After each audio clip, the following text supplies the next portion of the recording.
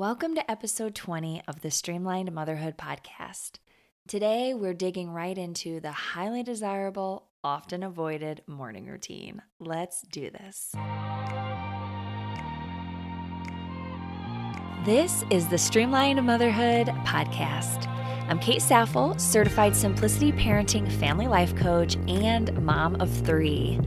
I'm here to guide you back to your intuition, to help you overcome daily overwhelm, and to start feeling confident in the mama and woman you are. Each episode, I'll share tips and encouragement for thriving on your motherhood journey, because this life you're living is way too important to put on autopilot.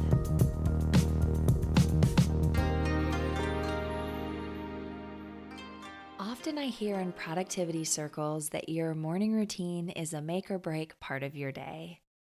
In other words, if you start your day without a plan, you're planning for things to not go how you anticipated. Highly successful people swear by their morning routine and might even have really unique rituals that they execute every single day. For the busy, tired mama, a very specific morning ritual might seem out of reach or downright impossible. How can you create a tight schedule when you don't know if someone's going to wake up early, you're going to be up late, someone's going to be sick, and so on? It feels like there's way too many variables, so why even bother? What I've found about morning routines is what I've found about a lot of things in life. What we avoid is often what we need the very most. For many years, I didn't even bother with a morning routine.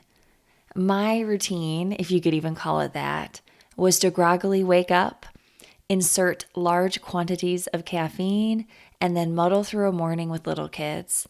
I didn't have a clue what I was doing from minute to minute, and I'd be trying to answer work emails, cook breakfast, and brush my teeth at the same time. Shower? Forget about it. When we assume that we don't have time to do the activities that are necessary to a well-functioning day, we're creating the conditions for them not to happen. In other words, your thought that you don't have the time or the ability for a morning routine is the exact reason you don't have one. It's kind of like assuming that you can never get a job, so consequently you never apply for one, and guess what? You never get a job. Just like anything in life, our thoughts determine our actions, which create our results. For me, I want the result of a successful, organized day, and this starts with the belief that not only is it possible, but that doing so will provide me with immense value.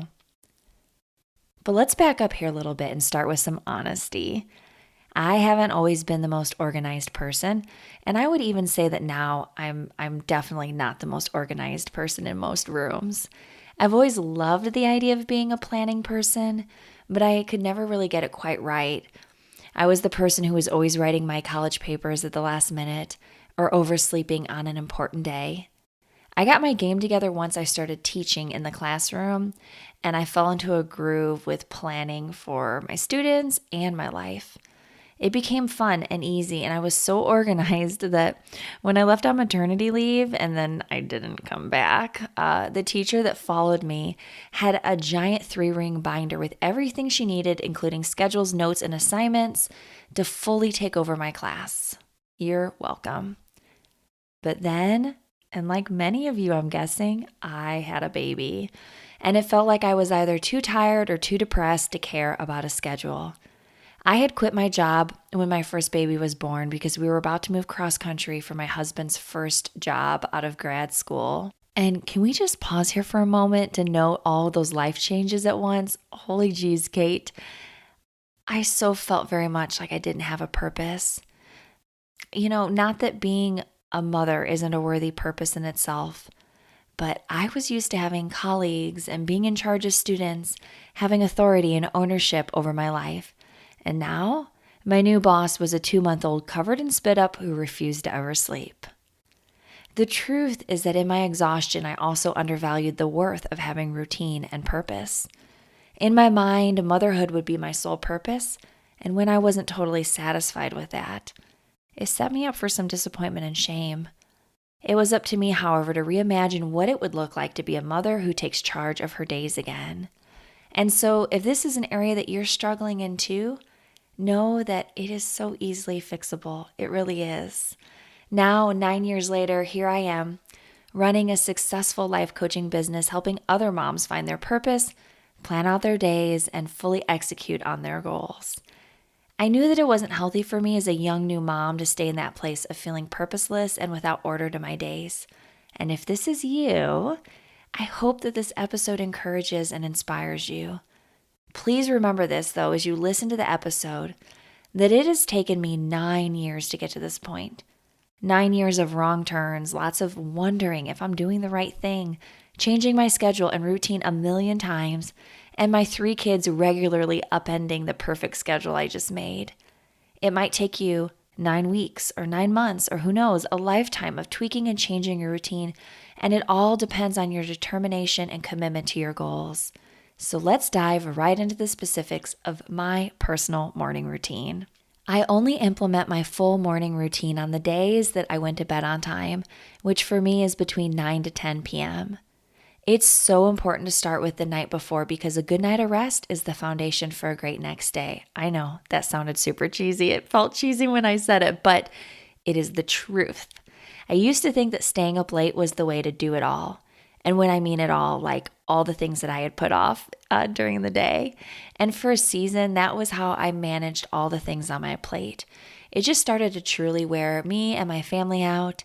And so now I no longer work in the evenings unless I absolutely must. Although, full disclaimer, it's 9:15 at night and I'm recording this. So, we can't be perfect.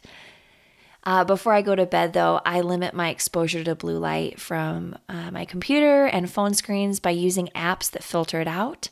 And I wear blue light glasses, totally wearing them right now. And this is because blue light is very similar to the light found at high noon, and it confuses the heck out of your brain and your body's melatonin production. I also wear blue light filtering glasses from about 7 p.m. until bedtime. Additionally, I usually put my phone in airplane mode so that alerts don't disturb my sleep, and also just because it's not healthy to your sleep rhythm to have it right by you and turned on. I usually wake up sometime between 5 to 6:30 a.m., depending on what time I went to bed. I shoot for 7 to 8 hours of sleep, but let's be honest right here and now. There are a lot of mornings I don't get up until 7 a.m., and that's usually when I'm super tired. I would rather get sleep and shorten or skip my morning routine than be exhausted and cranky all day. With that said, it can become an excuse and a reason to never get up early, so I am cautious to make sure that I'm not doing that all the time since my morning routine is such an important part of my life. Since it's typically still dark when I wake up, right now because it's late winter when this episode is recorded, I don't do what I do in the summer, which is to immediately go outside and look up at the morning light. I like to go out barefoot and walk around in the grass. All that morning light helps to reset your circadian rhythm, and it also makes me feel naturally alert, which is a bonus because I don't drink caffeine anymore. I only drink decaf. In the winter, I do this as soon as the sun starts coming up, and I also open all of my shades as soon as the sky starts lightening up from the night, which totally drives my husband nuts that he'll wake up in the morning and it's still dark out and I already have the shades open. Oops. I'll go in my kitchen, I put on a pot of water for making coffee, and then I sit down with my journals. Now I have 3, which, by the way, is completely unnecessary, just so you know you don't have to do this. But this is what works for me. My 3 notebooks are, I have one for my business, one for my thought models, and one for my dreams. I'll explain all of these here in a moment, but first, I take out a piece of paper and I do a morning brain dump. This is where I write down every single thing that is clouding my brain, causing me anxiety or worry first thing in the morning. I spend about 5 minutes on this. Originally, when I started this practice a year or so ago, it would take me a good 20 minutes to get all the junk out of my head on paper. This is because I was still so invested in all of my mind dramas and negativity about my life. And you guys, there was a lot. There really was. Now, after daily self-coaching and working with my own life coach, I simply don't have this problem anymore. And I wake up feeling mostly happy and excited to get on with my day, which means it's a much easier brain dump. For me, that has been probably one of the biggest changes in my life. And so if you struggle with being negative, doing a morning brain dump may be one of your most important tools. After I do the brain dump, I typically will grab my thought model notebook. And this is where I take the most pressing negative thoughts from that morning, the ones that just kept popping up in my brain dump. And then I create thought models around them. So, what's a thought model? Well, it's a tool you can use to see very clearly how your thoughts are creating results for you. And then you can use the same tool to also rewrite your thoughts to achieve the results that you do want. So, in a nutshell, it's helping your brain make better decisions. It's quite possibly one of the most eye-opening tools in my arsenal, and all of my clients learn how to self-coach themselves in the same way that I do.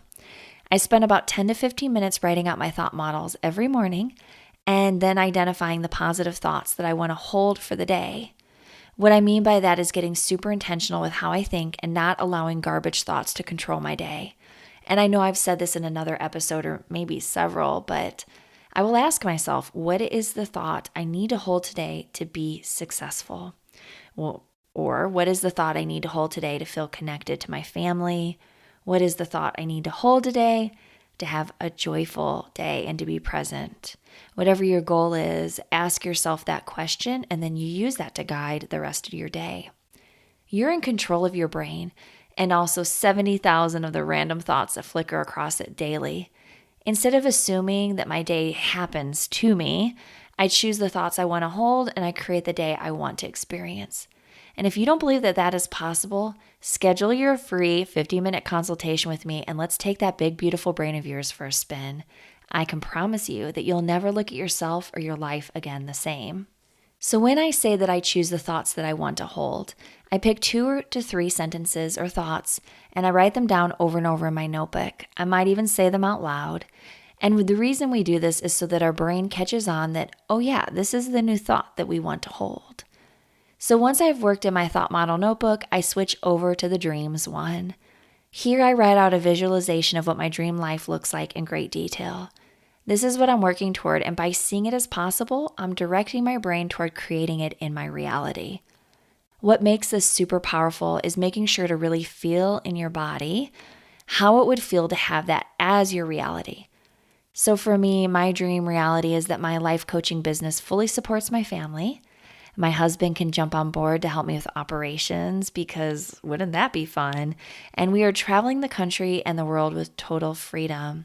We can spend our days outdoors exploring, homeschooling our kids, and having the most amazing experiences. When I think of what that would be like, I feel a little excitement in my stomach, but mostly it's just peaceful warmth radiating across my body. I feel confident and connected to my vision for our life. So ask yourself, what do I dream of for my family? Imagine it in great detail and then identify the feeling that it produces for you. The reason you identify that feeling is because that makes it possible then for you to believe and strive toward the unknown because you're already giving yourself a taste of what it would feel like when it is your reality. And then from there, I'll write out a list of all the things I'm grateful for. And then next to it, I'll write down all the things I'm joyful and expectant for.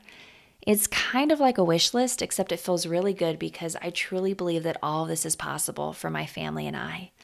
You may start making your list and struggle to believe in there being much that is possible for you and your family.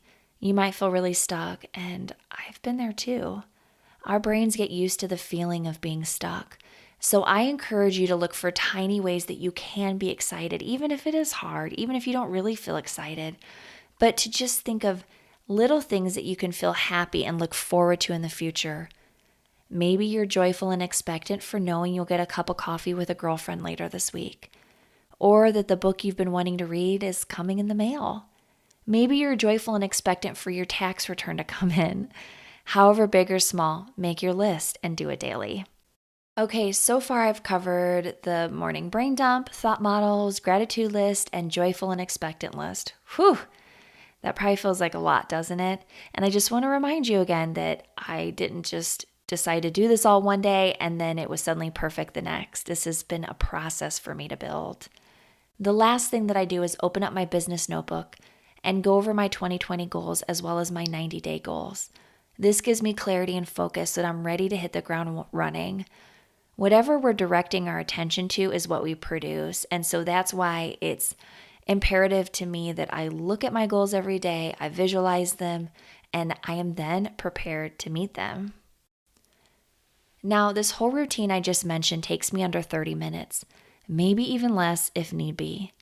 I also love to do some self-learning in the morning, so I will read something inspirational or different trainings for improving my business.